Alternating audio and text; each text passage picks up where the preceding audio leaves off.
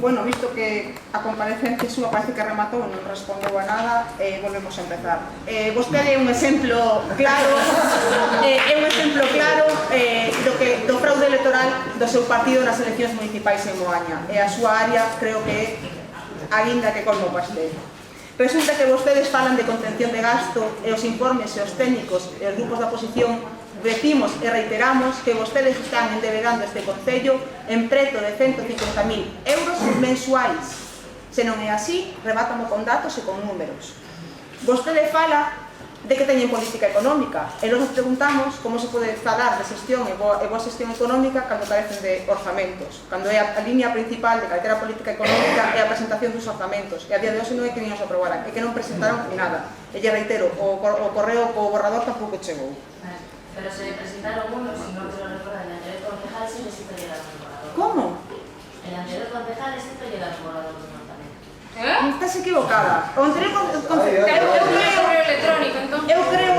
Eu creo que a estas alturas ha de saber un orzamento inclúe algo máis que 3 follas de ingresos e de gastos. Ou non terás pensado solo enviarnos iso, pero me refiro, si, pero por encima iso, por encima que nun orzamento é como unha conta, ou debe haber casi ten que coincidir, pois aquí pasa o mismo, e non coincidía, ni sequera iso. Entón, esperemos que este borrador novo, que veñan unhas condicións un pouco que se lle podan que sea, vou dar unha ollada. Por outra banda, dis que están facendo fronte á débeda do Concello, que se está facendo fronte, e nos decimos que iso é incerto. O que fixestes foi convertir a débeda corrente en débeda financiera. O que supón iso, que a partir de agora vai haber que facer frente a uns intereses que veremos como se van a pagar dende este Concello.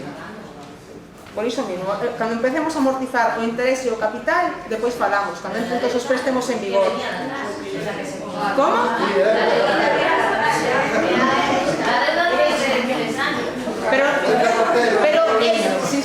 Pero é certo non que vostedes están xerando unha débeda de 150.000 euros mensuais, preto de 150.000 euros mensuais, porque creo que iso non é herencia, iso é xestión vosa. Por iso mismo. Por outra banda, nos gustaría coñecer cal vai ser as medidas económicas que van a aplicar nestos meses que quedan para o remate da legislatura, se teñen pensado explicar algún tipo de medida económica. Nos gustaría coñecer tamén se ten pensado iniciar a modificación do catálogo de persoal que anunciou en prensa, incluso antes de ser concelleira de persoal, que daquela sí que facía declaracións en prensa referente ao catálogo. Entón, nos gustaría saber que lle dixera o persoal do Concello en que vai quedar esa promesa de modificación do catálogo persoal e que ten pensado incluir nesa modificación. Nos gustaría saber se ten pensado atender a demanda que lle fan algúns traballadores deste Concello para que saque prazas de promoción interna, se vai atender tamén esa demanda.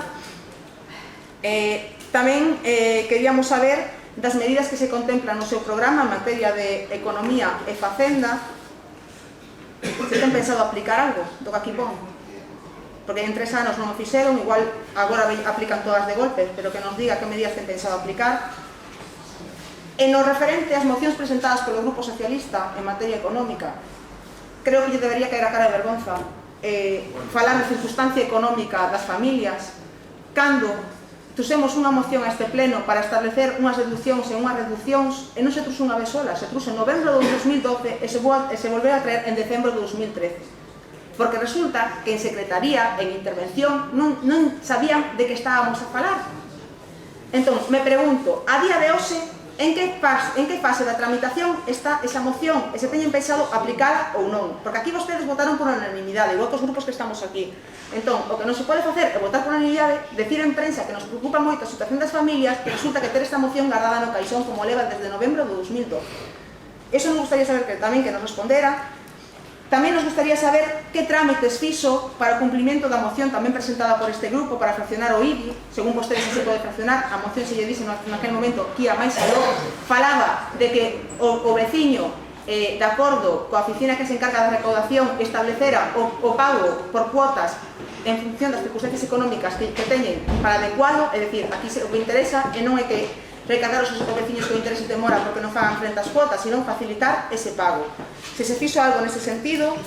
E por outra banda, tamén queremos saber no tema da moción do céntimo sanitario, que vostedes rexeitaron, pero que saiu aprobada gracias aos votos do PSOE e do BNG, se contemplaba a reclamación e a devolución do importe cobrado indebidamente según unha sentencia da Unión Europea.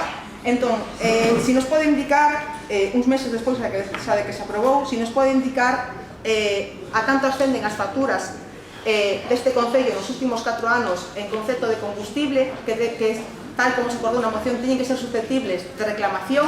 Noutros concellos, aprobada a moción posteriormente, a nosa xa foron incluso as reclamacións presentadas. En esa mesma moción se contemplaba que se fixera un informe xurídico por parte dos técnicos municipais de si era perceptible reclamar incluso os 4 anos, máis aló dos 4 anos que establece a sentencia, como están facendo noutros concellos. Entón me gustaría tamén que me dixera que fixeron ao respecto.